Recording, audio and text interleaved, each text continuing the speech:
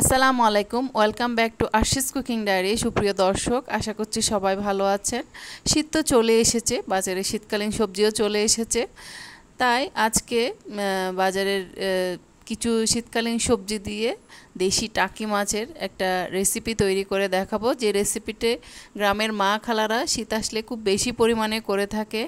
সেরকমই আজকে আপনাদেরকে একটা রেসিপি তৈরি করে দেখাবো, যেটি হচ্ছে ফুলকপি, সিম, মূলা দিয়ে দেশি টাকি মাছের একটি রেসিপি। আশা করছি রেসিপিটি সবার ভালো লাগবে। এর আগে আপনি আমার চ্যানেলে নতুন হয়ে থাকলে প্লিজ আমার চ্যানেলটা সাবস্ক্রাইব করবেন আর পাশে থাকা বেল আইকনটি অন করে দিবেন। আর ভিডিওটা ভালো লাগলে লাইক, কমেন্ট, শেয়ার করবেন। তো চলুন আমার কিচেনে যাই। এখানে আমি প্রথমে 6টা টাকি মাছ নিয়ে নিয়েছি। যে টাকি মাছগুলো একদম দেশি টাকি মাছ, একদম জ্যান্ত ছিল, এগুলা একদম তাজা। এরপর এগুলোকে কেটে ধুয়ে পরিষ্কার করে নিয়েছি। এগুলো যতই পরিষ্কার করি না কেন, এর মাছের স্কিনগুলো কালোই থেকেই যায়। আমি অনেকক্ষণ চেষ্টা করে মাছগুলোকে এই অবস্থায় আনতে পেরেছি পরিষ্কার করে। এর চেয়ে বেশি পরিষ্কার আর হচ্ছে না আসলে। স্কিনটা আর যতই আমি ডলাডলি করি না কেন, স্কিনটা আর পরিষ্কার হচ্ছে না, তাতে আরও বেগতিক মাছগুলো নরমই হয়ে যাচ্ছে। তাই এটাকে আমি এই অবস্থায় আনতে পেরেছি পরিষ্কার করার পর। আশা করছি বুঝতে পারছেন ব্যাপারটা।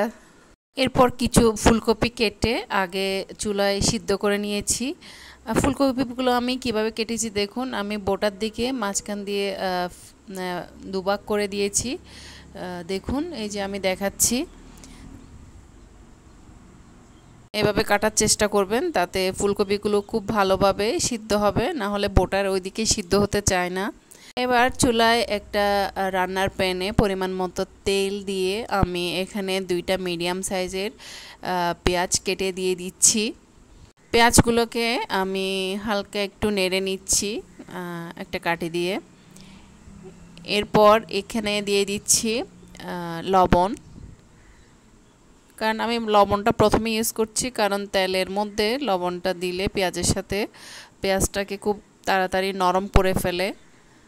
এরপর যে দিয়ে দিচ্ছি 1/2 টেবিল চামচ রসুন বাটা, 1 টেবিল চামচ হলুদের গুঁড়া, 1.5 টেবিল চামচ লাল মরিচের গুঁড়া, 1/2 টেবিল চামচ ধনিয়ার গুঁড়া। সবগুলো মশলাকে আমি খুব ভালোভাবে নেড়ে নিচ্ছি তেলের সাথে।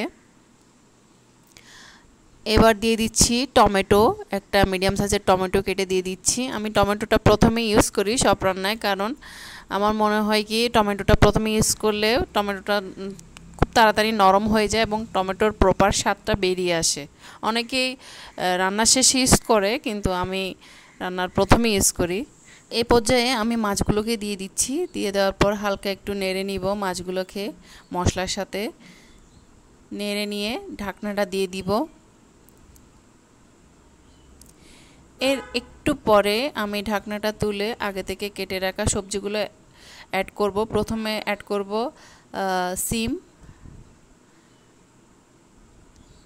সিম দেওয়ার পর আবারও মাছের সাথে সিমগুলোকে হালকা করে নেড়ে নিব। এবারে দিয়ে দিব আগে থেকে কেটে রাখা মূলাগুলোকে আমি ফালি করে কেটেছি। এবারে দিয়ে দিচ্ছি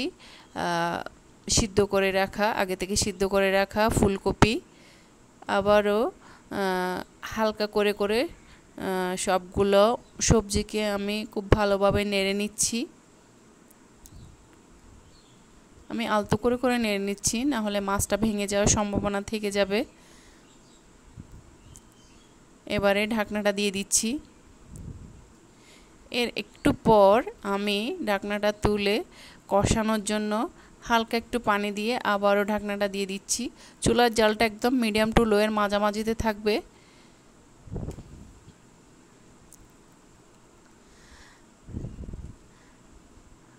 এবারে দিয়ে দিচ্ছি আগে থেকে কেটে রাখা কাঁচামরিচ। এটা দিচ্ছি আমি বেসিক্যালি ঝালের জন্য। দিয়ে ঢাকনাটা দিয়ে দিচ্ছি। এর মিনিট 2 পরে আমি ঢাকনাটা তুলে এবারে ঝোলের জন্য পানিটা অ্যাড করব। হালকা একটু নেড়ে নিব প্রথমে, তারপর ঝোলের জন্য পানিটা অ্যাড করে দিব।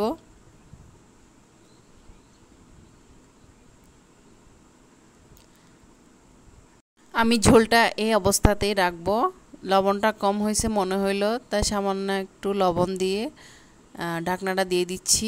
মিনিট 5 পর আমি ঢাকনাটা তুলে সবজিগুলোকে খুব ভালোভাবে নেড়ে নিয়েছি। ঝোলটা অনেকটাই টেনে এসেছে এবং সবজিগুলো অলমোস্ট সিদ্ধ হয়ে গেছে এবং ধনেপাতা এবং কাঁচামরিচ উপর থেকে দিয়ে 1 মিনিট মতো রান্না করে নামিয়ে নিচ্ছি।